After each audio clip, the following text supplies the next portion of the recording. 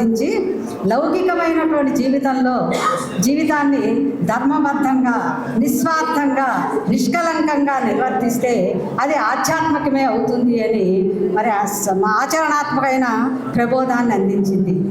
భారతీయ ధార్మిక జీవనంలో వివాహ వ్యవస్థ అతి ప్రధానమైంది.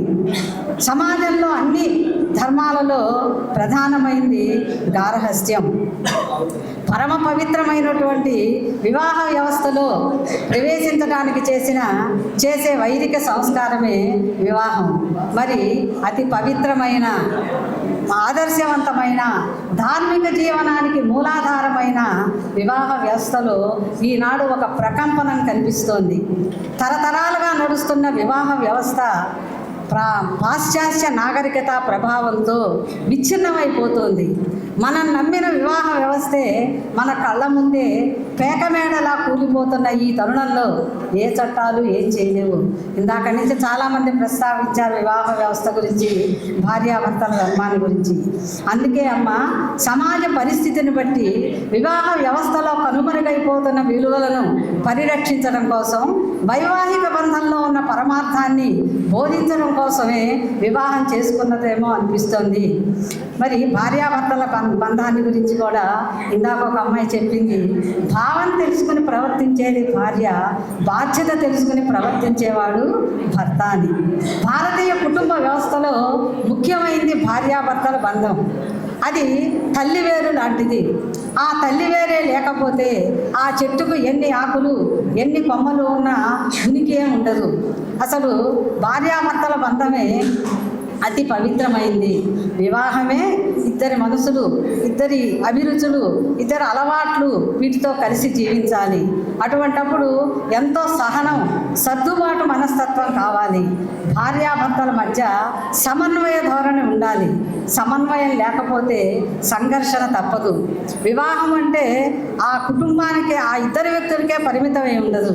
తరతరాల సంప్రదాయాన్ని, వంశగౌరవాన్ని నిలబెట్టేదిగా ఉండాలి. అందుకే అమ్మ, భావం తెలుసుకుని ప్రవర్తించేది భార్య, బాధ్యత తెలుసుకుని ప్రవర్తించేవాడు భర్త నిర్వర్తించింది. మరి అమ్మ చెప్పినట్టుగా భార్యాభర్తలు ఇద్దరు పరస్పరం భావం తెలుసుకుని మసలుతూ బాధ్యతతో మెలిగితే ఆ వివాహ వ్యవస్థ సర్వాంగీణంగా శోభిల్లుతుంది. ఈ విధంగా అమ్మ దాంపత్య ధర్మానికి దారి చూపింది. అమ్మ దగ్గరికి ఎంతోమంది స్త్రీలు వస్తూ ఉండేవారు. అమ్మ దగ్గరకు వచ్చి, అమ్మ మేము సంసారంలో ఉండి ఏం సాధించలేకపోతున్నాం, మాకేదైనా సాధనా మార్గం చెప్పమ్మా అంటే, ఏ భగవంతుడిని ఆరాధిద్దాం, ఏ భక్తి మార్గాన్ని అనుసరిద్దాం అని ఆలోచింపగా, నీ భర్తనే దైవంగా పూజించి ఆరాధించు. భర్తను దైవంగా సేవించినట్లయితే ఎటువంటి మహాకార్యాలైనా సాధించవచ్చని అమ్మ ప్రబోధించింది. అంటే భార్యకు భర్త సేవే ధర్మం అని అమ్మ ప్రబోధించింది. ఇదే మార్కండేయ పురాణంలో కూడా మనం చూస్తాం. నాస్తి స్త్రీనాం పృథగ్నిజ్ఞో నవ్రతం నా పిపేషణం భర్తృ శుశ్రూషాయ అయితే మరి లోకానిష్టాన్ ప్రజంతి. అంటే స్త్రీలు ఎటువంటి యజ్ఞయాగాలు కానీ, ఉపవాస వ్రతాలను చేయక్కర్లేదు, మరి భర్తని సేవిస్తే చాలు అని అమ్మ ఆ విషయాన్ని ఆచరణాత్మకమైన ప్రబోధం ద్వారా అందించింది. అంతేగా ఒక సందర్భంలో భార్యకు భర్త దేవుడైతే భర్తకు భార్య దేవత అని సమన్వయాత్మకంగా సంపూర్ణత్వాన్ని అమ్మ సందేశంగా అందించింది. మరి వేదము పొద్దు నుంచి మనం ధర్మ పరిరక్షణ అనుకున్నాం. మరి హిందూ ధర్మము అంటే వేద ధర్మమే.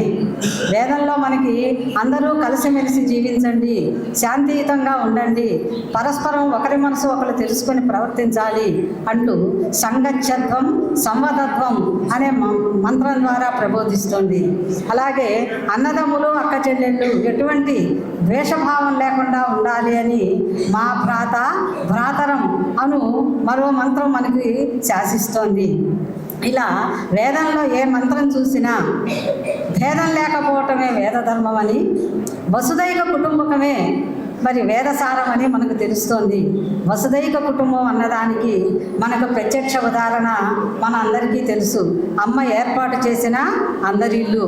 ఈనాడు కులాలుగా, మతాలుగా, వర్గాలుగా, వర్ణాలుగా విడిపోతున్న సమాజాన్ని వాత్సల్య బంధంతో ముడివేసి వర్గం లేని స్వర్గం నిర్మించాలని అమ్మ ఆకాంక్ష. దానికి ఆచరణ రూపమే అమ్మ ఏర్పరిచిన అందరి ఇల్లు. పొద్దున కూడా ఎవరో ప్రస్తావించారు, నీకున్నది తృప్తిగా తిని ఇతరులకు ఆధారంగా పెట్టుకో అని. ఒక్క భోజన విషయంలో కాదు, తనకున్న దానిని 10 మందితో పంచుకోవాలని అమ్మ ఆలోచన. పంచని కాడికి ఉండడం దేనికి అని ప్రశ్నించిన అమ్మ మనకు పెట్టి మన ద్వారా ఇతరులకు, వారి ద్వారా మరికొందరికి, వారి ద్వారా మరికొందరికి, ఇలా ఎల్లలోకం ఒక్క ఇల్లై పరిణమించాలని, అట్లా ప్రకాశించాలని అమ్మ ఆకాంక్ష. మరి హిందూ ధర్మాన్ని గురించి 3 మాటలు. సర్వమానవ సౌభ్రాతృత్వం, విశ్వమానవ కళ్యాణం, వసుదైక కుటుంబకం. ఆ 3 ఇక్కడ మనకి మన ఆవరణలో అన్నీ కూడా మనకి అన్వయిస్తూ ఉన్నాయి. మరి అమ్మ భావాలే సంస్థ ఆశయాలు, ట్రస్టు ఆశయాలు. అమ్మ ఆలోచనకు అనుగుణంగానే ట్రస్టు కార్యక్రమాలు నిర్వహిస్తోంది. ఈ సందర్భంలో ఇక్కడ ఈ కార్యక్రమాన్ని ఏర్పాటు చేయటం చాలా ఆనందించేటటువంటి విషయం అని తెలియజేస్తూ అందరికీ ధన్యవాదాలు తెలియజేస్తూ జై హో మాత.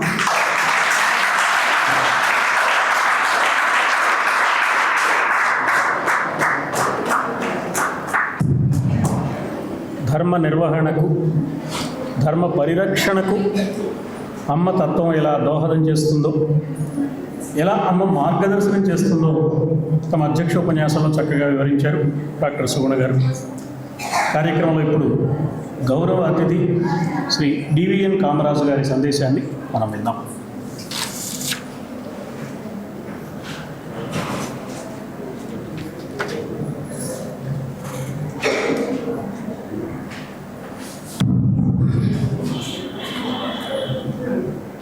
ముందుగా అమ్మకి, నాన్నగారికి, హైమక్కకి సాష్టాంగ ప్రణామాలు సమర్పించుకుంటూ ధర్మస్వరూపునైన అమ్మకి మరోమారు ప్రణామం చేసుకుంటూ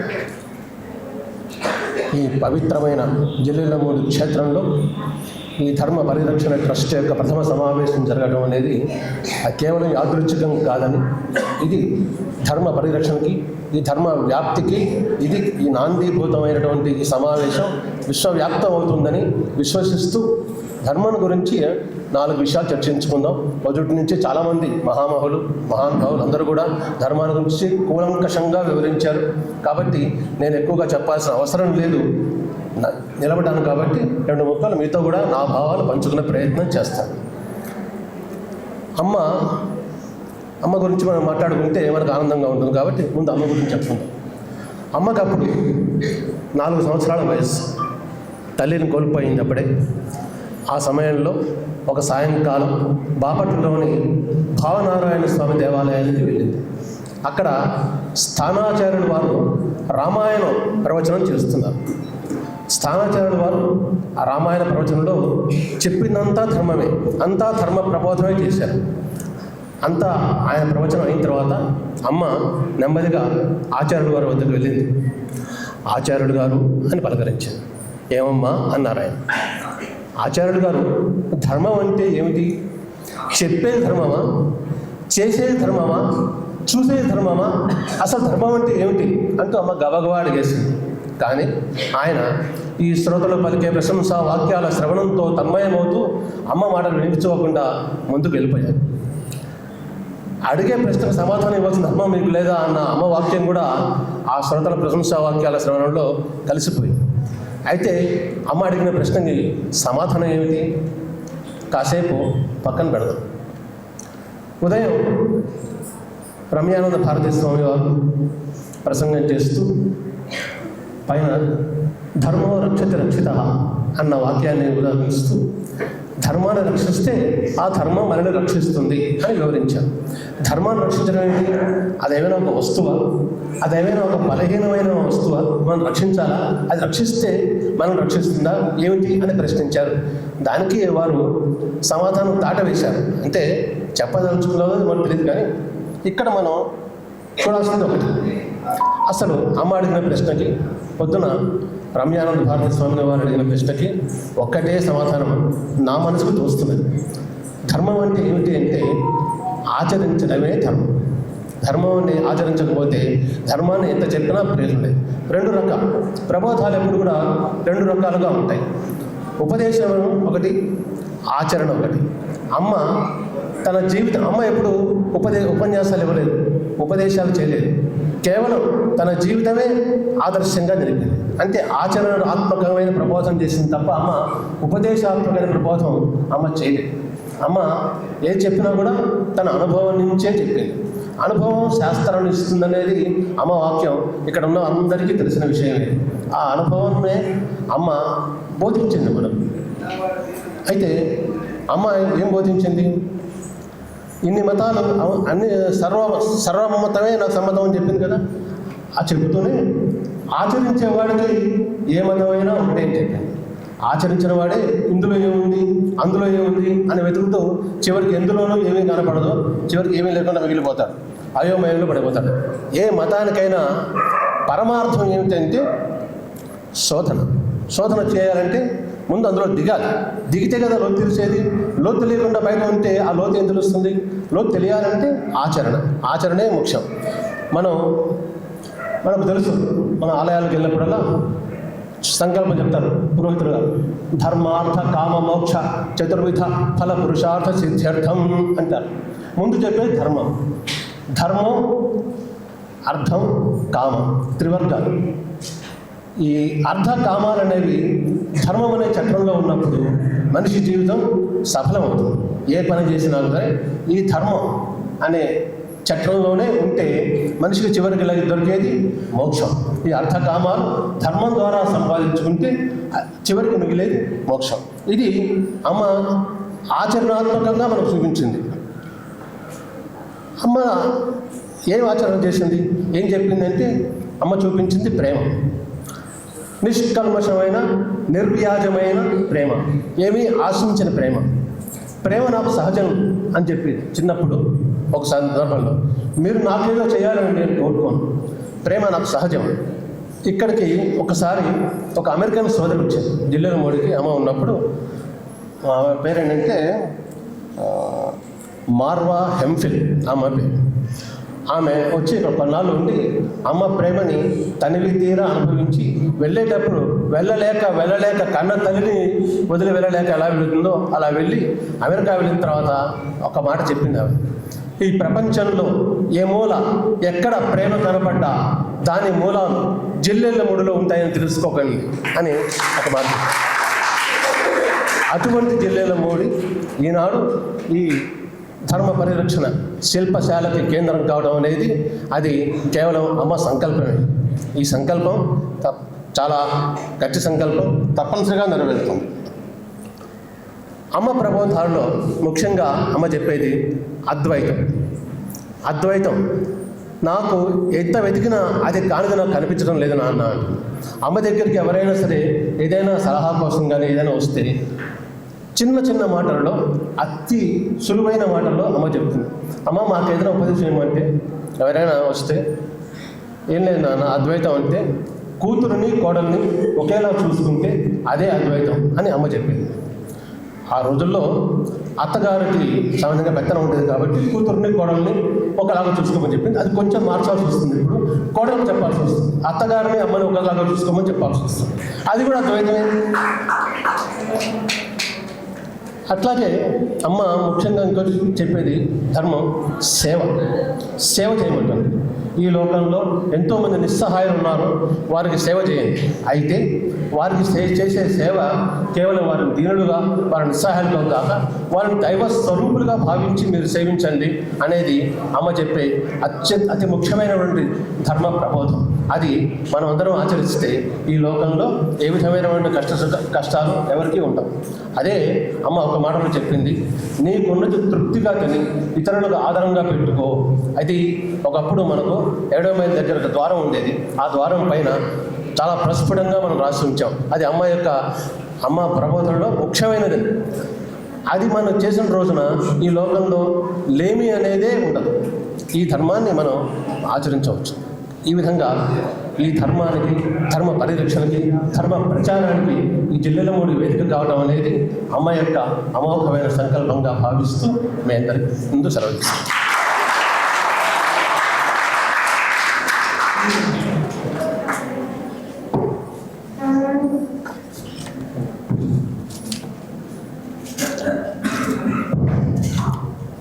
ధర్మాన్ని ఆచరించడమే ధర్మ పరిరక్షణమని, ధర్మాన్ని ఆచరించడానికి అమ్మ చూపిన మార్గం మహోదాత్తమైనదని చక్కని ప్రసంగాన్ని అందించిన మాన్య సోదరులు శ్రీ డివిఎన్ కామరాజు గారికి ధన్యవాదాలు తెలియజేస్తూ, కార్యక్రమంలో ఉదయం నుంచి ఇప్పటి వరకు మనం ఎన్నో విశేషాలు విన్నాం,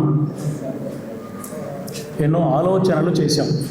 వాటన్నింటినీ ఒక చోటికి చేర్చుకుని ఒక్కసారి సమీక్షించుకుంటే ఏమి తెలుసుకున్నాం, ఏమి చేయబోతున్నాం, ఏమి చేస్తాం అనే దానికి ఒక ప్రేరణ కలుగుతుందనే అభిప్రాయంతో సమీక్షా ప్రసంగం అందించవలసిందిగా సంస్కృతోపన్యాసకులు గోరెట్ల వెంకన్న సంస్కృత కళాశాల డాక్టర్ అన్నదానం హనుమంత్ ప్రసాద్ గారిని కోరుతున్నాను. వారు ఈ ప్రసంగాన్ని అందించే ముందుగా ఒక పద్యాన్ని ఆలకిద్దాం.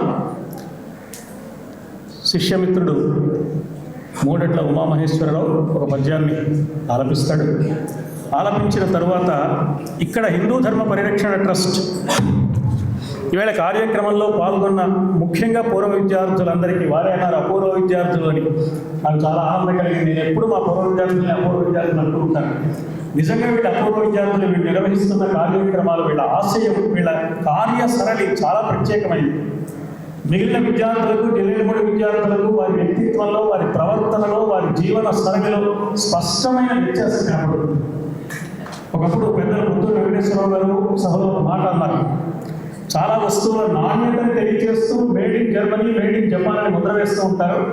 ఈ విద్యార్థుల వ్యక్తిత్వాన్ని చూస్తే మేడ్ ఇన్ జిల్లెలమూడి అనే ముద్ర వేస్తూ అటువంటి ప్రవర్తన కలిగిన వారు విద్యార్థులు.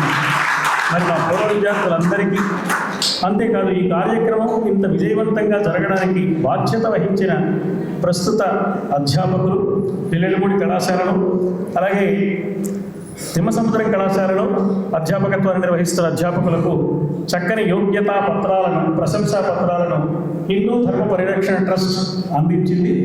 వాటన్నింటినీ పెద్దలు చైర్మన్ గారి చేతి మీదుగా విద్యార్థులందరి పక్షాన ప్రతినిధిగా చిన్ననాయుడు వచ్చి అందుకోవాల్సిందిగా కోరుతున్నాను.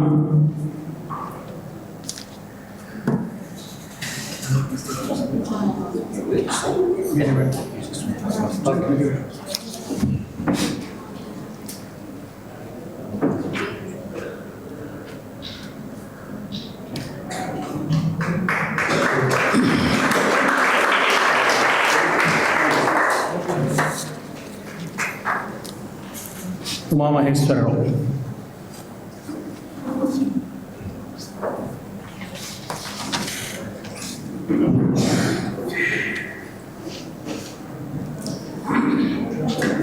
ధర్మ పరిరక్షణ శిల్పసేవ ప్రథమ వేదికగా జిల్లెలమూడిని ఎంచుకొని ప్రభుత్వ ప్రతినిధిగా మన ముందుకు వచ్చినటువంటి గౌరవనీయులు శ్రీ శ్రీనివాసరావు గారికి మాకు చిన్న విన్నపం. పూర్వ విద్యార్థులు మధ్య ఉదయం నుంచి జరుగుతున్న కార్యక్రమాన్ని ఆస్వాదిస్తూ మేము అనుకున్నది ఏంటంటే, ఉదయం నుంచి ధర్మ పరిరక్షణ ఎలా చేయాలి, ఏంటి, దీని గురించి మీరు ఏం చెప్తారు అని అందరినీ అడిగారు. తలో మాట తోచింది చెప్పుకుంటూ వచ్చాం. కానీ ఏం చేయాలో దిశానిర్దేశం పెద్దలు శ్రీనివాసరావు గారు కూడా సూచిస్తే ప్రస్తుత విద్యార్థులు, పూర్వ విద్యార్థులు జిల్లెలమూడి అమ్మ సాక్షిగా మా ప్రయత్నాలు మేము చేస్తామని, తప్పకుండా వారి సూచించమని ఈ వేదిక ముఖంగా నేను కోరుకుంటూ, ప్రస్తుత విద్యార్థులకి తెలియని విషయం ఒకటి ఇక్కడ చెప్పడం కోసం వచ్చాను. ఒక మాట, మాస్టర్ గారు పద్యం అన్నారు కదా, మన గురువులు అమ్మ మనకు అందించిన దేవుళ్ళు. ఎందుకంటే మనకి విద్యను బోధిస్తూ ఇటు బోధిస్తూ ఉండగానే మరోవైపు నుంచి ధర్మ పరిరక్షణ ఎప్పటి నుంచో చేయడం ప్రారంభించేస్తారు. అందులో పద్య రచన స్వర్గీయ విఠల రామచంద్రమూర్తి గారు కానీ, మధుర భారతి మల్లాపల్లి శ్రీమన్నారాయణమూర్తి గారు కానీ వందలాది పద్యాలు రాసి ఉన్నారు. వేదిక ఇది కాదు కాబట్టి నేను అవి ఇక్కడ చెప్పలేకపోతే మరో సందర్భంలో నేను ఎంచుకొని మరి మీ పాడి వినిపిస్తాను. ఎందుకంటే అవన్నీ నేను గానం చేస్తున్నాను. నారపురావు శ్రీధర్రావు గారు మాన్యులు, పద్య రచనలో అసామాన్యులు.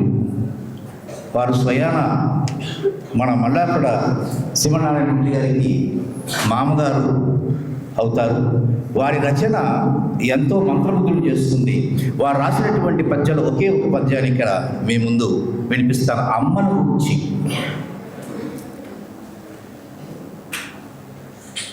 అల్ల చందమామలో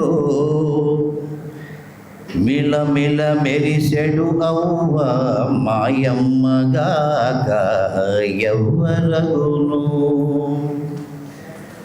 అలవడి ఘాటులో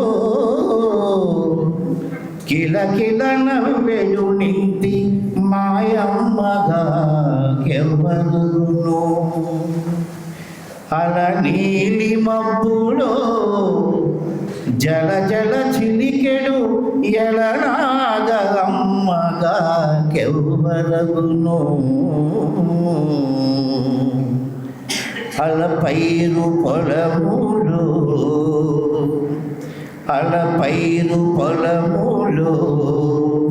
తల తల చిందెడు రవ్వ మాయమ్మగాకెవ్వరగును.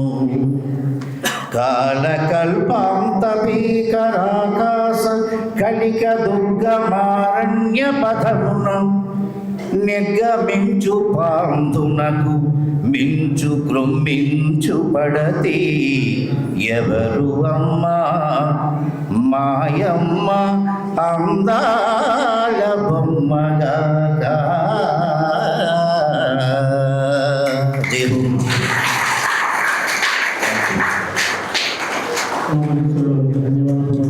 ఆశీస్సులు అందిస్తూ హనుమంత్ ప్రసాద్ గారు సమీక్షా ప్రసంగం అందిస్తారు.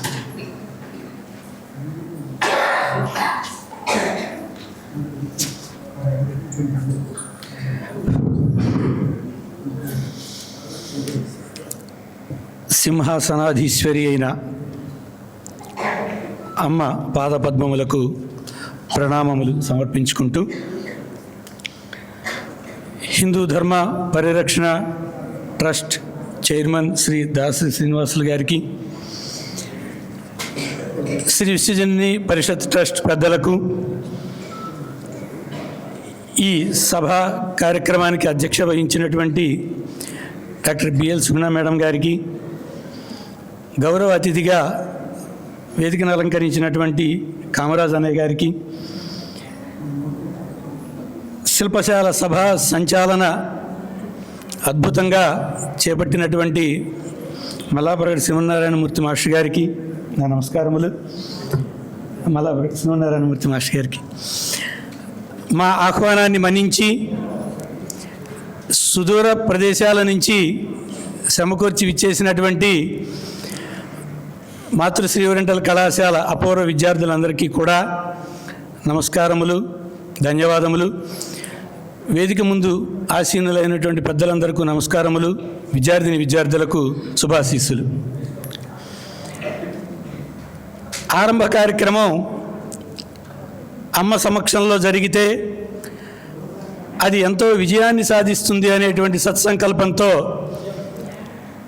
హిందూ ధర్మ పరిరక్షణ ట్రస్ట్ చైర్మన్ గారైనటువంటి శ్రీ దాసి శ్రీనివాసులు గారు శ్రీ విశ్వజనీయ పరిషత్ ట్రస్ట్ సంయుక్తంగా ఈ శిల్పశాలను ఇక్కడ ఏర్పాటు చేశారు. ఈ శిల్పశాల ఎంతో సుసంపన్నమైందని నేను భావిస్తున్నాను. ధర్మమూర్తులుగా విద్యార్థులను తయారు చేయడానికి ఒక వేదికగా ప్రాచ్య విద్యలను అభ్యసించినటువంటి విద్యార్థులు, ఈ కళాశాల పూర్వ విద్యార్థులు, అలానే ప్రాచ్య విద్యను అభ్యసించినటువంటి అధ్యాపకులే అర్హులు అనేటువంటి సదుద్దేశంతో ధర్మమూర్తులను చేయటం కోసమని ఈ శిల్పశాల ఇక్కడ ఆయోజన చేయడం జరిగింది. విద్యార్థుల ద్వారా సమాజంలో జ్ఞానజ్యోతిని వెలిగించి ధర్మము యందు ఆసక్తిని నెలకొల్పడం ద్వారా, ధర్మ జాగరణ చేయడం ద్వారా ధర్మ మార్గాన్ని అందరూ అనుసరించేలాగా చేయటం హిందూ ధర్మ పరిరక్షణ ట్రస్ట్ ధ్యేయంగా చైర్మన్గా బాధ్యతలు స్వీకరించినటువంటి దాసరి శ్రీనివాసులు గారు సంకల్పించారు. ఆరంభ సమావేశంలో ఎన్నో ధర్మాలు ప్రపంచంలో ఉన్నాయి. గ్రీకు ధర్మము, నాగరికతలు, రోమన్ నాగరికత, ఈజిప్ట్ నాగరికత మొదలైనటువంటి ఎన్నో నాగరికతలు ఉన్నాయి. అవన్నీ కూడా కాలగర్భంలో కలిసిపోయాయి. ఒక్క మన ధర్మమే, సనాతన ధర్మము ఇప్పటికీ విదేశీ దాడులను ఎదుర్కొని కూడా నిలిచి ఉన్నది. అటువంటి ధర్మాన్ని విద్యార్థులలో ప్రేరణ చేయడం ద్వారా ధర్మో రక్షతి రక్షితః, విశ్వగురువు అయినటువంటి భారతదేశాన్ని ఉన్నతమైనటువంటి ఆ స్థానాన్ని ఉంచడము, ప్రపంచమంతా కూడా మళ్ళీ సనాతన ధర్మమైనటువంటి మన సనాతన ధర్మ స్థాపన జరగడం లక్ష్యంగా ఈ వేదిక అనేక విషయాలను చర్చించింది.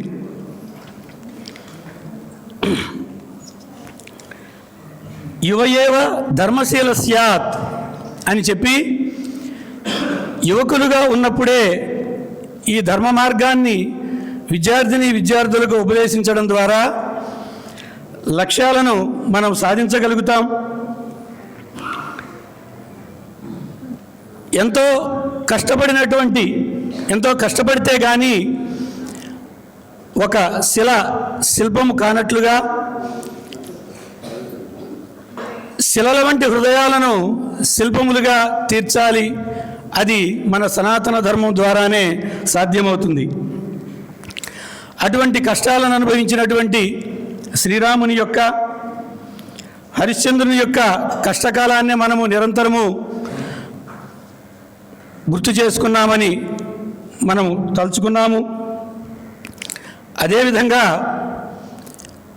యువకులుగా ఉన్నటువంటి కృష్ణార్జునులే లోకానికి భగవద్గీతను అందించడం ద్వారా పరిపూర్ణమైనటువంటి మానవత్వాన్ని, మానవ వ్యక్తిత్వ వికాసాన్ని సాధించగలిగేలాగా భగవద్గీతను ఏర్పాటు చేయడం అనేటువంటిది జరిగింది. అట్లా ఈ భగవద్గీతను లోకంలోకి ప్రచారం చేయడము, అదేవిధంగా విదేశీయులైనటువంటి ఎందరో మహామహులు మన యొక్క ధర్మాన్ని ఎంతో విశిష్టమైనటువంటి దానినిగా భావించారని, సనాతన ధర్మం అంటే ఎప్పుడు పుట్టిందో కూడా తెలియనటువంటి ఆ ధర్మము తమకు ఎన్నో మార్గాలను నిర్దేశం చేసిందని కూడా విదేశీయులు సూచించినట్లుగా మనము ఈ సందర్భంగా శిల్పశాలలో గుర్తు చేసుకున్నాం. ధర్మానికి దూరం అవుతేనే అనేక కష్టాలు సంభవిస్తాయని, సుఖం చ నవీనా ధర్మ తస్మాత్ ధర్మపరో భవ, కాబట్టి సుఖానికి దగ్గర అవ్వాలంటే ధర్మాన్ని ఆచరించాలి. కాబట్టి మనందరం ధర్మపరులం కావాలి. వారెన్ హేస్టింగ్స్ లాంటి ఎందరో పాశ్చాత్యులు అభివృద్ధిని పొందాలనుకునేటువంటి వారికి భగవద్గీత సాధకమవుతుందని తెలియజెప్పారు. అలానే విదేశీ మతస్థులు కూడా మన ధర్మాన్ని ఎంతగానో కొనియాడారు. ఎన్నో సిద్ధాంతాలకు, జీవ పరిణామ సిద్ధాంతం వంటి ఎన్నో సిద్ధాంతాలకు మన సనాతన ధర్మంలో ఉన్నటువంటి దశావతార వర్ణనం ఏదైతే ఉందో ఇది సూచకమైందని కూడా మనము ఈ సభాముఖంగా తెలుసుకున్నాము. కాబట్టి ఈ ధర్మంలో ప్రధానమైనటువంటి లక్షణం, ధర్మానికి లక్షణం చెప్పబడింది. ధృతి, క్షమ, దమోస్తేయ, శౌచం, ఇంద్రియ నిగ్రహ, ధీర్, విద్య, సత్యమక్రోధ, దశకం ధర్మలక్షణమని. ఈ లక్షణాలన్నీ కూడా కలిగి ఉండడం ద్వారా ఎందరో మహనీయులైనటువంటి గాథలు మన యొక్క వేదాలలో, ఇతిహాసాలలో, శాస్త్రాలలో, పురాణాలలో నిక్షిప్తమై ఉన్నాయి. కాబట్టి ఈ ధర్మరక్షణ పరిషత్, హిందూ ధర్మ పరిరక్షణ ట్రస్ట్ ద్వారా వివిధ ప్రాంతాలలో ఉన్నటువంటి మన అధ్యాపకులు ఈ 10 లక్షణాలు ఉన్నటువంటి పాత్రలు మన గ్రంథాలలో ఏవైతే ఉన్నాయో వాటిని సంబంధించినటువంటి విశేషాలను ఒక దగ్గరికి చేర్చడం ద్వారా, ఆ విశేషాలను చెప్పడం ద్వారా, అంటే వేదోక్తమైనటువంటి సత్యం వద, ధర్మంచర ఉన్నాయి. అటువంటి సత్యాన్ని ఆచరించినటువంటి హరిశ్చంద్రుని గాథ మొదలైనటువంటి పాత్రలన్నింటినీ కూడా ఒక చోటకి చేర్చుకొని సందర్భానుసారంగా వివిధ ఆలయాలలో, తరగతుల్లో కొద్ది సమయాన్ని మనము అందించడం ద్వారా వివిధ పండుగలలో భక్తులు ఆలయానికి వచ్చి వారి వారి కార్యక్రమాలు నిర్వర్తించుకుంటూ ఉంటారు. ఆ సందర్భాలలో మనము ప్రత్యేకించి ఈ ప్రాచ్య విద్యను అభ్యసించినటువంటి వాళ్ళ మాత్రమే ఇందాకన్నటువంటి ఈ 10 ధర్మాలకి సంబంధించినటువంటి పాత్రల యొక్క స్వభావాలని స్వీకరించి ఆయా పండగల సందర్భంలో మనము ఆ ఆలయాల్లో కనుక ప్రవచనం చేసినట్లయితే మన యొక్క ధర్మంలో ఇన్ని విశేషాలు ఉన్నాయి అనేటువంటి సంగతిని మనం తెలుసుకోగలుగుతాం. అంతేకాకుండా ధర్మం కోసమని రాసినటువంటి గ్రంథాలు హిందూ ధర్మ సర్వస్వమని, సదాచారము వైజ్ఞానిక విలువలని, ప్రపంచం మెచ్చిన హిందూ ధర్మమని ఈ పుస్తకాలు ఉన్నాయని అనుకున్నాం. వీటిని గౌరవనీయులైనటువంటి చైర్మన్ గారు మా అధ్యాపకులందరికీ కూడా వివిధ ప్రదేశాల్లో ఉన్న వారందరికీ అందజేసినట్లయితే వాటిల్లో ఉన్నటువంటి ధర్మమూలానికి సంబంధించినటువంటి విశేషాలు కూడా సందర్భానుసారంగా మేమందరము వాటిని సమాజంలోకి తీసుకువెళ్తాం సార్. అలానే ధర్మాన్ని ఆచరించేటువంటి వాడు వేటిని సేవించాలి అని చెప్పి ఓంకార మూలమంత్రాఢ్య, పునర్జన్మ సదాశయ, వేద గో ప్రతిమా సేవి అని ధర్మాన్ని, మన ధర్మానికి సంబంధించినటువంటి ముఖ్య అంశాలు ఉన్నాయి. ఓంకారం యొక్క మహత్వాన్ని చెప్పడము, దాన్ని అందరూ ఆచరించేలాగా చేయటం, పునర్జన్మ సిద్ధాంతాన్ని మన దశావతారాలే లక్ష్యంగా, జై విజయులు 3 జన్మలు ధరించినటువంటి విషయం మనందరికీ తెలుసు. అది పునర్జన్మ సిద్ధాంతాన్ని బలపరుస్తుంది. అదేవిధంగా సదాచారాన్ని కలిగి ఉండటం, వేద రక్షణ చేయటము, వేదోక్త ధర్మాలను ప్రతిపాదించడం, గోసేవ చేయటం, సందర్భానుసారంగా గోవు యొక్క మహత్వాన్ని ప్రతిపాదించడం ద్వారా, వివిధ సందర్భాల్లో తెలియజేయడం ద్వారా,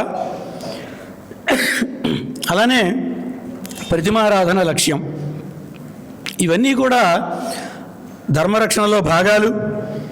కనుక యదా యదా హి ధర్మస్య గ్లానిర్భవతి భారత అని కృష్ణ భగవానుడు చెప్పాడు.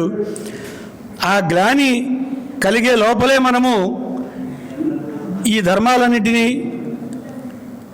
మన సమాజానికి, మన విద్యార్థులందరికీ అందజేసినట్లయితే ఈ శిల్పశాల యొక్క లక్ష్యాన్ని మనం అందరం సాధించగలుగుతాము. కాబట్టి మనము ఈ శిల్పశాల ధ్యేయంగా ఈ ధర్మాలన్నింటినీ ఆచరించుదామని తెలియజేసుకుంటూ సెలవు తీసుకుంటాం.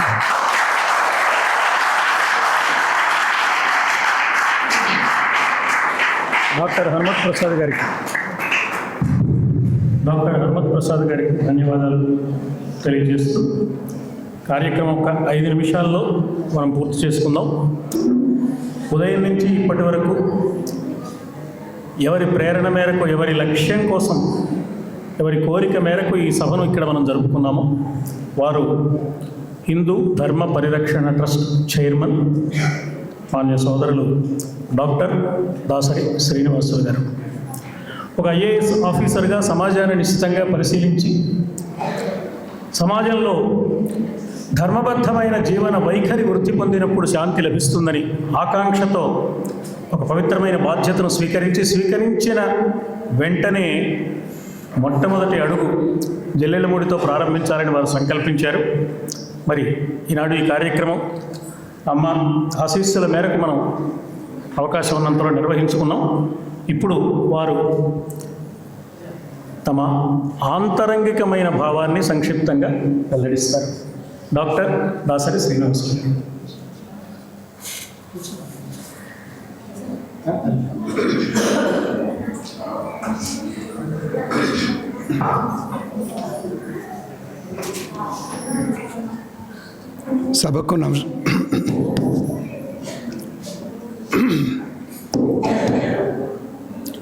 సభకు నమస్కారం. సభాసదులందరికీ కూడా నా ఆశీస్సులు. మీ సహనాన్ని పరీక్షిస్తున్నందుకు అన్యథా భావించకూడదు. సభా మర్యాద ప్రకారం ఆచార్యులు వారు ఏది ఆదేశిస్తే అది పాటించడం తప్ప నేను మాట్లాడాలని ఇక్కడికి రాలేదు. ఆధ్యాత్మికతకు ఆత్మీయత, వాత్సల్యం జోడించినటువంటి అమ్మవారి పుణ్యాన ఈ సమావేశ మందిరంలో మనం సమావేశం నిర్వహించుకోవటం మన పూర్వజన్మ సుకృతం. చారిటీ బిగిన్స్ అట్ హోమ్ అంటారు. అందరి ఇల్లు, ఇది అందరి ఇల్లు. అంత మంచి పేరు పెట్టారు. House of all. This is our house. Am I right? So let us start dharmic thinking from this house. And this hall is also built by TTD, I believe. They donated. రెండవ విషయము శిల్పశాల ఊహించిన దానికంటే కూడా ఎక్కువ ఫలితాన్ని ఇచ్చిందని చెప్పేసి నా అభిప్రాయం.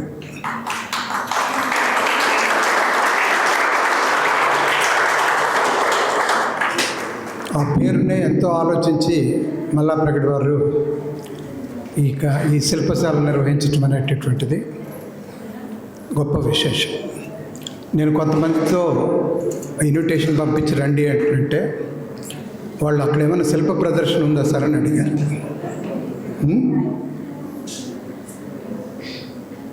శిల్పం కాదు అక్కడ ఉండేది, సజీవ శిల్పాలు. ఆ శిల్పాలని ధర్మం వైపు మలుచుకోవడానికి ఏర్పాటు చేసినటువంటి శాల ఇది. వారి సహకారం అర్థించడానికి నేను ఇక్కడికి వచ్చాను. ఇక్కడ ఏదో మీకు ఒక రాజకీయ నాయకుడిలాగా వాగ్దానాలు చేయటం, మరి అవి చేసి నెరవేర్చకపోవటం అనేటటువంటిది నా డిక్షనరీలో లేదు. ఇక్కడ ఏదైతే నేను మాట్లాడుతున్నానో త్రికరణ శుద్ధిగా నేను మీకు తెలియజేస్తున్నాను. Pundits, Telugu pundits and Hindi pundits అనేది మా హై స్కూల్ రోజుల్లో ఇప్పటికి కూడా టీచర్లు మాకు జ్ఞాపకం ఉన్నారు. సైన్స్ టీచర్ జ్ఞాపకం లేకపోవచ్చు, ఇంగ్లీష్ టీచర్ జ్ఞాపకం లేకపోవచ్చు, కానీ తెలుగు పండిట్స్, హిందీ పండిట్స్ మాత్రం ఖచ్చితంగా జ్ఞాపకం ఉంటారు. వారి మధురమైనటువంటి కంఠంతో ఆ పద్యాలు వింటుంటే ఒక ఆసక్తి వచ్చేది. మాకు సుబ్బారెడ్డి అనే ఒక తెలుగు పండిట్ ఉండేవాడు మార్కాపురం నుంచి.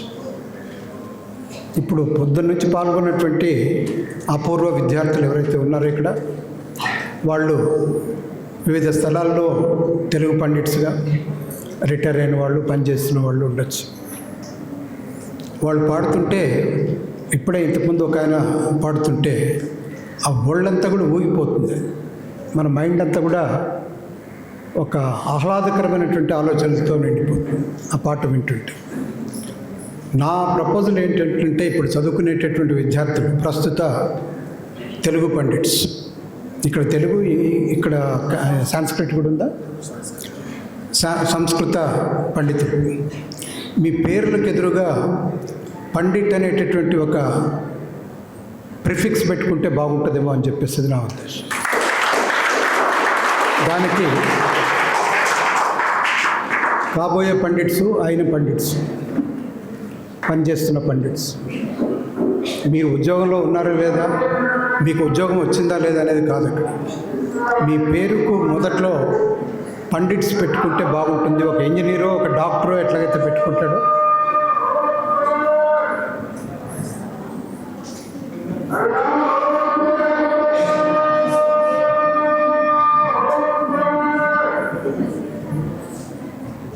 ఇది నేను ఎందుకు చెప్తున్నానంటే,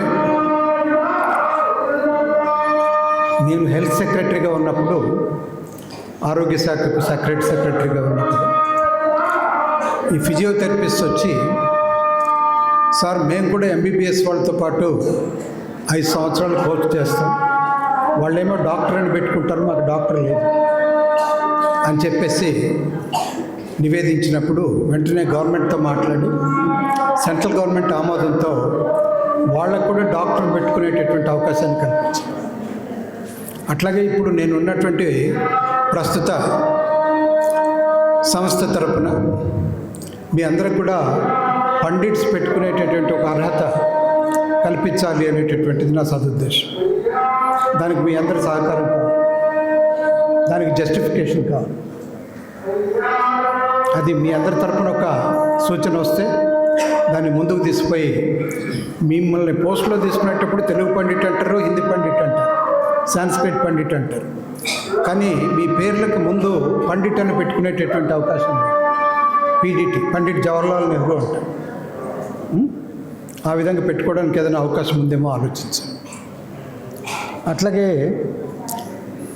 ఈ పోటీ పరీక్షల్లో విద్యార్థులు ముఖ్యంగా పాల్గొనడానికి తెలుగు కూడా ఒక ఆప్షనల్ ఇప్పుడు అలౌ చేస్తున్నారు. తెలుగు మీడియంలో రావచ్చు పరీక్ష. సివిల్ సర్వీసెస్ కానీ, స్టేట్ గ్రూప్ 1 సర్వీసెస్ కానీ, ఇంకా ఏదైనా కూడా పోటీ పరీక్షలు రాష్ట్ర స్థాయిలో, అఖిల భారత స్థాయిలో. కానీ మన వాళ్ళు ఎవరూ తెలుగు ఆప్షన్ తీసుకోవట్లేదు, తెలుగు మీడియంలో రాయట్లేదు. నేను కొన్ని ఇంటర్వ్యూ బోర్డ్స్కి వెళ్ళాను యూపీఎస్సీకి.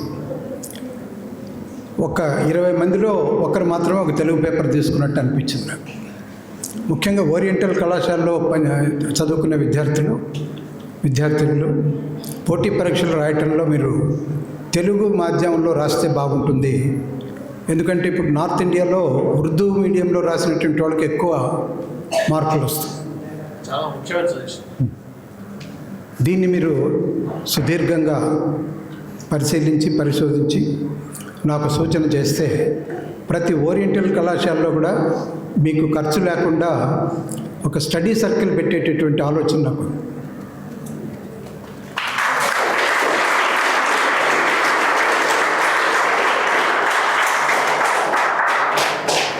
మీకు అమ్మవారు ఎట్లాగైతే వసతి కల్పించారో దాన్ని ఉపయోగించుకొని మీకు ఏ విధమైనటువంటి ఫీజుల భారం లేకుండా మా సంస్థ తరఫున ప్రతి ఓరియంటల్ కాలేజీలో కూడా ఒక స్టడీ సర్కిల్ పెట్టేటటువంటి ఆలోచన, నేను తిమ్మసముద్రం వెళ్ళినప్పుడు రామచంద్రరావు గారు ఇక్కడే ఉన్నారు, ఆ విషయం చెప్పాను.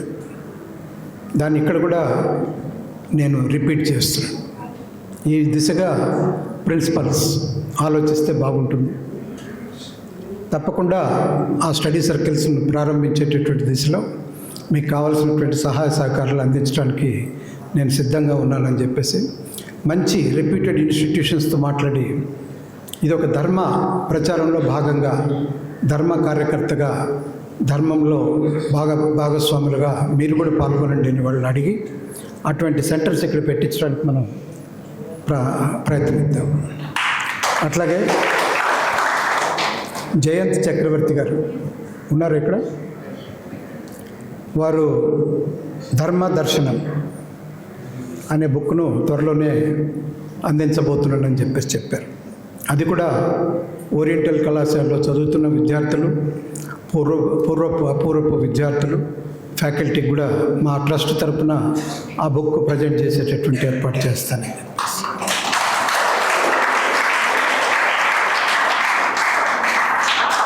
అట్లాగే భాషతో పాటు కళలను కూడా మనం ప్రోత్సహించాల్సినటువంటి అవసరం. ఒక్క భాషా అధ్యయనమే కాకుండా మేము చదువుకునేటప్పుడు మాకు ఆర్ట్ టీచర్ ఒక అతను ఉండేవాడు, డ్రాయింగ్ టీచర్. నీతి కథలు చెప్పేటటువంటి టీచర్ ఒక అతను ఉండేవాడు.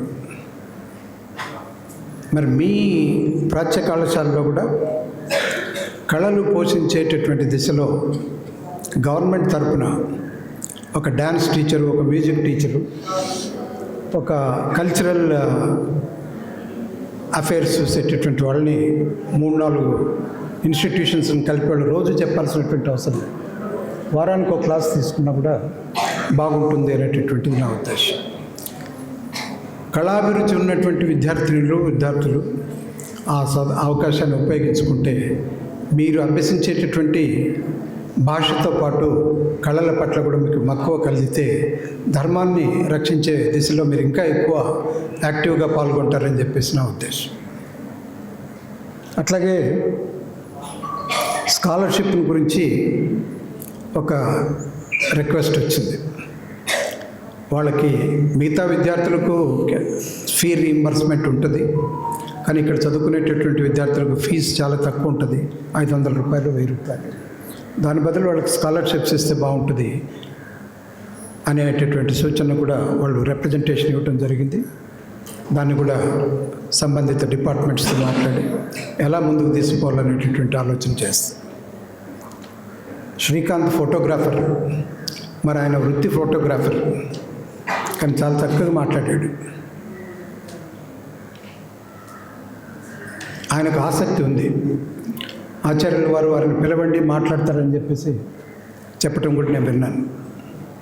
అది ఆచార్యులు వారి దాతృత్వం. ఆ ఫోటోగ్రాఫర్ కదా, ఆయనకి ఎందుకు అవకాశం ఇవ్వాలనేది కాదు.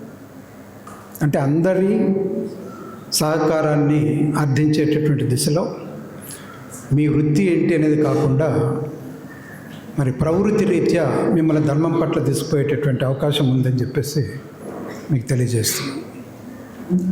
అట్లాగే భూదేవి, లక్ష్మీధరుడు ఎక్కడున్నారు? వాళ్ళు ఉన్నారు, ఇక్కడ వెళ్ళిపోయారు. వాళ్ళు చాలా చక్కగా మాట్లాడారు. ఇంకా ఎక్కువ మంది మాట్లాడితే బాగుండేది. ఈసారి నేను మీ కళాశాలకే వచ్చి మీ ప్రిన్సిపల్ పర్మిషన్ తీసుకొని 1 గంట సేపు మీతో ఇంటరాక్ట్ అవుదామని చెప్పేసి అనుకుంటున్నాను. అన్నీ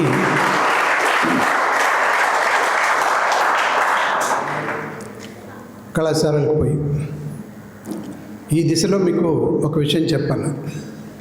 profit is respected everywhere except in his home town and family అంట. ఒక ప్రవక్త కానివ్వండి, ఒక మహానుభావుడు కానివ్వండి, ఒక విశిష్టమైనటువంటి వ్యక్తి కానివ్వండి, ప్రపంచం అంతా కూడా అతను కొనియాడుతుంది. ఆయన పుట్టిన ఊళ్ళో, ఆయన పుట్టిన కుటుంబంలో అతనికి పెద్ద వాల్యూ ఉండదు. ఎందుకంటే ఇటు మనోడి కదా, శ్రీనివాసులు చిన్నప్పటి నుంచి చూసాం మనం. What is great about him? కానీ దానికి విరుద్ధంగా అమ్మవారు తను పుట్టిన మెట్టిన ప్రాంతంలోనే జననిగా, విశ్వజననిగా పేరు సంపాదించుకోవటం అనేటటువంటిది ఒక చరిత్రను వెనక్కి రాసినట్టే. This will not happen anywhere. Jesus Christ is not worshipped in the Bethlehem where he is born. Muhammad Prophet is not respected where he is born, but he is worshipped everywhere. అట్లాగా అమ్మవారి ఖ్యాతి విశ్వజనని. మనం ఈరోజు విశ్వగురువు అంటున్నాం. దానికంటే ముందు ఎప్పుడో మనము అమ్మను విశ్వజననిగా స్తుతించుకున్నాం. ఆ పేరు నిలబెట్టాలి మీరందరూ కూడా. ఆమె ప్రాపకంలో పెరిగిన వాళ్ళు మీరు. ఆమె ఉద్దేశం ప్రకారం ఎట్లాగైతే సామాన్యుడికి అర్థమయ్యేటటువంటి భాషలో ఆమె మాట్లాడి వాళ్ళని దగ్గరకు తీసిందో, ఆమె జన్మదినం రోజు కానివ్వండి, ఉత్సవాలు జరిగినప్పుడు చూస్తుంటే అందరినీ హక్కును చేర్చుకుంటుంది. ఆ ఫోటోలు చూస్తుంటే అది అలవాటు చేసుకోండి. సాంస్క్రిట్ అంటే ఏదో పర్టికులర్ క్లాసుకు సంబంధించిందో, తెలుగు అంటే వీడికి రాదనో. మీకు ఒక విషయం చెప్తాను. నేను ఎంఎస్సి ఫిజిక్స్ తీసుకోవాలని ఎవరో అనుకుంటుంటే విన్నాను. నేను కూడా తీసుకుంటాను అన్నాను. నీకేం చేత అవుతుంది, ఫిజిక్స్ అంటే తమాషా అనుకున్నావా అన్నారు. మ్యాథమెటిక్స్ ఫిజిక్స్ అంత ఈజీ కాదని. నేను ఫిజిక్స్ కావాలని పట్టుబట్టి తీసుకున్నాను. University first gold medalist. అంటే అమ్మవారి సమక్షంలో పెరిగినటువంటి మీరందరూ కూడా ఆ పట్టుదల, కృషి అనేటటువంటిది అలవర్చుకోవాలి. పొద్దుటి నుంచి మనం ఉపన్యాసాలు విన్నాం. ఆ విద్యార్థులు నాకు నచ్చింది ఏంటంటే మనం చెప్పటం కాదు, చేసి చూపించాలి. మన ఇళ్ళలో పిల్లలు మన మాట వింటలేదని తల్లిదండ్రులు అంటారు. పిల్లలు చెడిపోతే అది తల్లిదండ్రుల బాధ్యత. పిల్లలు బాగుపడితే అది వారి కృషి. This is my impression. ముఖ్యంగా ఇప్పుడు విజయనగరం నుంచి వచ్చినటువంటి వాళ్ళందరూ ఇక్కడ వెళ్ళిపోయారు. ఉన్నారా ఇక్కడ ఎవరన్నా? అన్నారు. నేను విశాఖ పాడేరులో పనిచేస్తున్నప్పుడు ఏజెన్సీలో 1993లో ప్రాజెక్ట్ ఆఫీసర్ ఐటీడీఏ. నన్ను అక్కడ ఉన్నటువంటి బాలరాజు అనేటటువంటి చింతపల్లి ఎమ్మెల్యేని నక్సలైట్లు 20 రోజులు పట్టుకుపోయారు. అప్పుడు అమ్మవారిని నేను ధ్యానించుకున్నాను. ఎందుకంటే నక్సలైట్లకి పరివర్తన తెప్పించేటటువంటి దిశలో అమ్మవారు కృషి చేశారు. ఈ ఆశ్రమానికి 20 రోజులు వాళ్ళకి సాయంత్రం పూట నేను ప్రవచనాలు చెప్పేవాడిని. ఏం చేయాలో తోచదు వాళ్ళకి, ఎట్లా వదిలించుకోవాలో నాకు తెలియదు వాళ్ళకి. ఇంకా నా బాధ భరించలేక 20 రోజుల తర్వాత మీరు వెళ్ళిపోండి సార్ అన్నారు. ఆ విధంగా మన పామరులు మరి చదువు రానటువంటి వాళ్ళ దగ్గరకు పోయి వాళ్ళకి చదువు వచ్చినటువంటి వాళ్ళకి మీరు చెప్పాల్సిన అవసరం లేదు, వాళ్ళు నేర్చుకుంటారు. A patient requires the doctor, not the healthy man. మన టార్గెట్ ఎప్పుడు కూడా మన అవసరం ఉన్నటువంటి వాళ్ళ దగ్గరికే మీరు వెళ్ళండి. వాళ్ళని మన హిందూ ధర్మం పట్ల అవగాహన కల్పించాలి. ఫస్ట్ ఆర్ సెకండ్ టైం వాళ్ళు మిమ్మల్ని పెద్దగా యాక్సెప్ట్ చేయకపోవచ్చు, but don't get disgusted. Keep trying continuously. They would see that she or he is determined to do something good for me. ఆ నమ్మకం వాళ్ళలో కలిగిన రోజు మిమ్మల్ని వదిలిపెట్టరు. ఇది నా అనుభవం.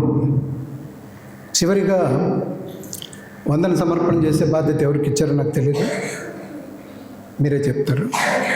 పొద్దుటి నుంచి ఒక భైరవుడు లోపలికి వస్తున్నాడు, పోతున్నాడు. కొద్దిసేపు ఆడుకుంటాడు, అట్లా వెలికెళ్ళబడి వాడు ఆనందం కడుపు నిండినప్పుడు ఆ కుక్క అనకూడదు నేను, భైరవుడు. కానీ మన ఫోటోగ్రాఫర్ దాని మీద కక్ష కట్టాడు. మధ్యాహ్నం నుంచి చూస్తున్నాను, అది వస్తూనే ఆ స్టాండ్ ఏదో తీసి ఇట్లా చూపిస్తాడు దానికి, అది పారిపోతుంది, మళ్ళీ వస్తుంది. గుర్తించారా? అంటే సత్సంగంలో ఉన్నటువంటి తీపి దానికి గుర్తెరిగింది. Don't under estimate. మన మధ్యలో కూర్చుంటే మంచి భాష వింటుంది, అది మంచి భావం అర్థం చేసుకుంటుంది. అది నోరు లేకపోవచ్చు చెప్పడానికి, కానీ దానికి ఉన్న ఉత్సుకత మీరు ఎంత వద్దన్నా కూడా మళ్ళీ వచ్చేస్తుంది. దయచేసి ఇప్పటి నుంచి నా ఎదురుగా కుక్కల్ని ఎవరిని కూడా బయటికి పంపించకండి. అది ఎంజాయ్ చేయాలి. మనం చిన్నప్పుడు కథ చదువుకున్నాం, ప్యారెట్. ఒక బ్రాహ్మణోత్తముని ఇంట్లో ఉన్న ప్యారెట్ ఏ విధంగా మాట్లాడుతుంది, అదే ఒక బుచ్చర్ ఇంట్లో ఉన్నటువంటి ప్యారెట్ ఏ విధంగా మాట్లాడుకుందని. ఆ సత్సాంగత్యం, ఆ సాంగత్యంలో ఏ యానిమల్ వచ్చినా, అది స్నేక్ కానివ్వండి లేకపోతే ఇది కావాలి, మనల్ని ఏం చేయవు, మనమే భయపడి పారిపోతాం వాటిని చూసి. ఆ విధంగా కాకుండా ధర్మాన్ని రక్షించేటటువంటి దిశలో ఇదేంటి సార్ ధర్మాన్ని దీనికి ముడిపెడుతున్నారు మీరు అని చెప్పేసి అనొచ్చు. ప్రతి చిన్న విషయంలో కూడా సూక్ష్మంగా మనం చూడాల్సినటువంటి అవసరం. మన దగ్గరికి వచ్చేటటువంటి వాళ్ళు విచిత్రమైన ప్రశ్నలు వేస్తారు. Don't get. నేను సర్వీస్లో 35 ఏళ్ళు చేశాను ఐఏఎస్ ఆఫీసర్గా. ఏ రోజు కూడా ఎవరికి మీరు అపాయింట్మెంట్ తీసుకొని రావాలి నా దగ్గరికి అని చెప్పలేదు. సెక్రటేరియట్లో కూడా ఎవరైనా ఎప్పుడైనా రావచ్చు నా దగ్గర. I meant for them. నాకు జీతం ఇచ్చేది గవర్నమెంట్, వాళ్ళని కలవడానికి, వాళ్ళ సమస్యలు వింటానికి. ఇప్పుడే నాకు మాతోశ్రీ ఓరియంటల్ కాలేజ్ నుంచి మిగతా కాలేజెస్ తరపున కూడా ఒక రిప్రజెంటేషన్ వచ్చింది. వాళ్ళు విద్యార్థులు ఎదుర్కొంటున్నటువంటి సమస్యలు ఇవి. తప్పకుండా ప్రతి అంశం కూడా నేను పరిశీలించి మీ సహకారాన్ని మరొకసారి అర్థిస్తూ, ఇది ఆరంభం మాత్రమే, అంతం కాదు. మీ తరపున ఒక గ్రూప్ క్రియేట్ చేయమని చెప్పాను. ఈరోజు ఇక్కడ అటెండ్ అయినటువంటి ఈ సభాసదులందరికీ కలిపి ఒక గ్రూప్ పెడితే నేను వాళ్ళతో కంటిన్యూస్గా డైలాగ్ చేసుకోవడానికి అవకాశం ఉంటుంది. అవునా కదా? అందులో విద్యార్థులు చురుకైనటువంటి పాత్ర తీసుకొని ఒక గ్రూప్ క్రియేట్ చేయండి. ఈరోజు తప్పనిసరిగా మనం కంటిన్యూస్గా we stay get connected. Thank you very much.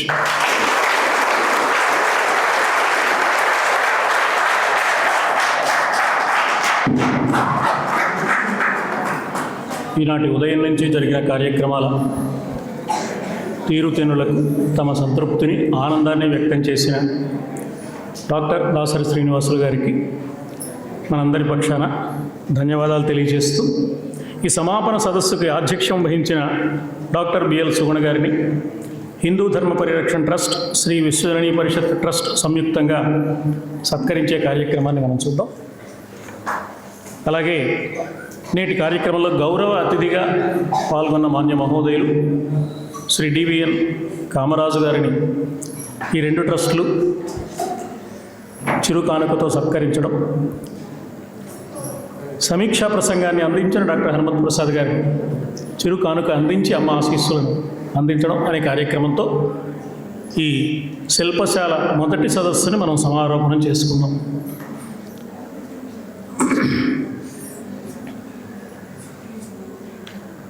ధర్మాన్ని గురించి ఉదయం నుంచి మాట్లాడుకుంటున్నాం.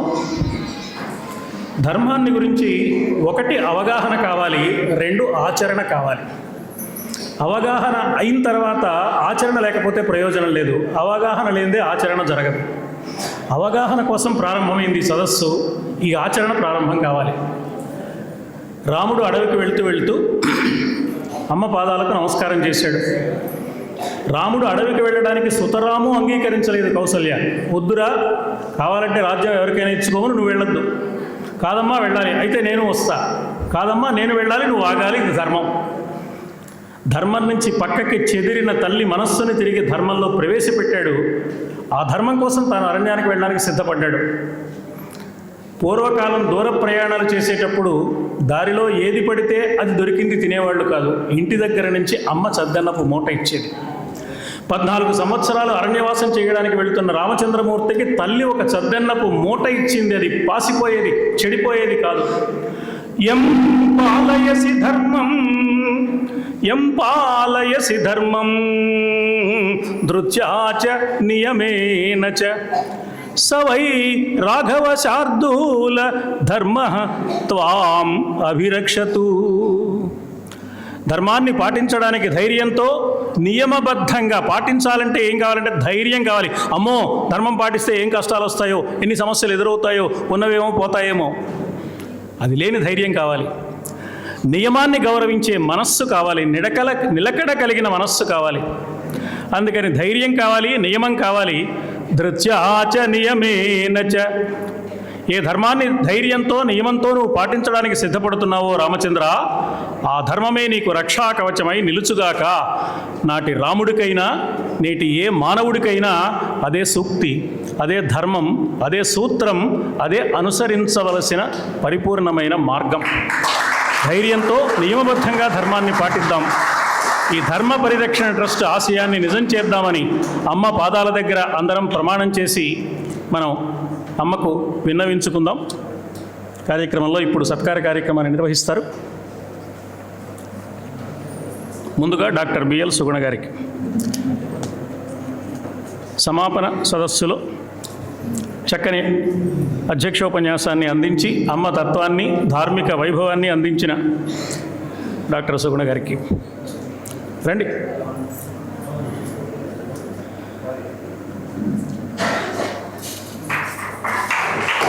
ఉభయ ట్రస్టులు కలిసి డాక్టర్ సుగుణ గారిని సత్కరిస్తున్న సన్నివేశం.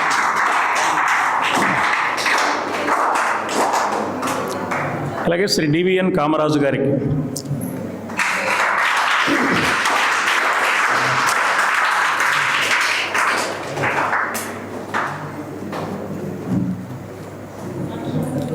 డాక్టర్ హనుమత్ ప్రసాద్ గారికి,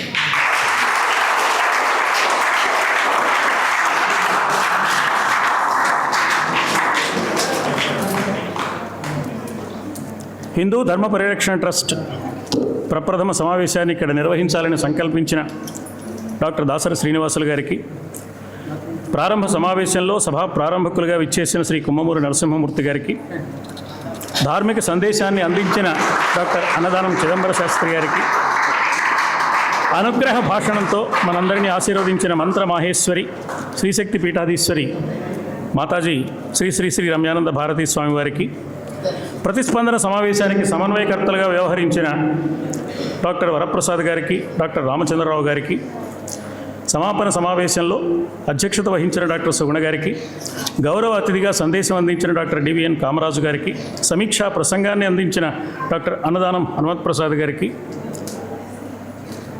ఈ కార్యక్రమం సర్వాంగ సుందరంగా నిర్వహించడానికి కోఆర్డినేటర్గా బాధ్యత వహించిన శ్రీమతి బ్రహ్మాండం హైమగారికి, అలాగే జిల్లెళ్ళమూడిలో జరుగుతున్న ఈ కార్యక్రమాన్ని మేనేజింగ్ ట్రస్టీగా బాధ్యతాయుతంగా వైభవోపేతంగా నిర్వహించడానికి విశేషమైన పథకాన్ని నిర్మించుకుని చక్కగా పనిచేసిన శ్రీ వల్లూరి ప్రేమరాజు గారికి, మాతృశ్రీ ఓరియంటల్ కళాశాల అధ్యాపకులకు, అందరికీ పెద్దలకు హృదయపూర్వకంగా కృతజ్ఞతా కుసుమాంజలిని 2 ట్రస్టుల పక్షాన ప్రతినిధిగా సమర్పిస్తూ, విద్యార్థులందరికీ శుభ ఆశీస్సులు అందిస్తూ, శ్రమకు ఓర్చి ఎంతో దూరం నుంచి అప్పటికప్పుడు అనుకుని బస్సు ప్రయాణం చేసి రాత్రంతా శ్రమకు ఓర్చి ఇక్కడికి వచ్చిన మా పూర్వ విద్యార్థులందరినీ ప్రత్యేకంగా అభినందనపూర్వకమైన ఆశీస్సులు అందరికీ అందిస్తూ, అమ్మ దయతో మనందరం ధార్మిక జీవన వైభవాన్ని అందుకోవాలని,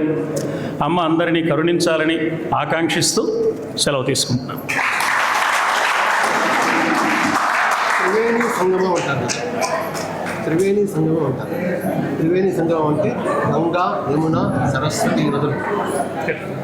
ఇందులో సరస్వతి నది అంతర్వాహిని, ఇది కనపడదు. ఈ సరస్వతి నది అంతర్వాహినిగా ఉంటుంది, కనపడదు. కాబట్టి ఈ కార్యక్రమంలో అంతర్వాహినిగా అందరినీ ప్రోత్సహిస్తూ, అందరినీ అభినందిస్తూ నడిపించిన శ్రీమన్ నారాయణమూర్తి గారిని సముచితంగా సత్కరిస్తున్నారు శ్రీ విశ్వజన పరిషత్ ట్రస్ట్ వారు, ధర్మ పరిరక్షణ ట్రస్ట్ వారు.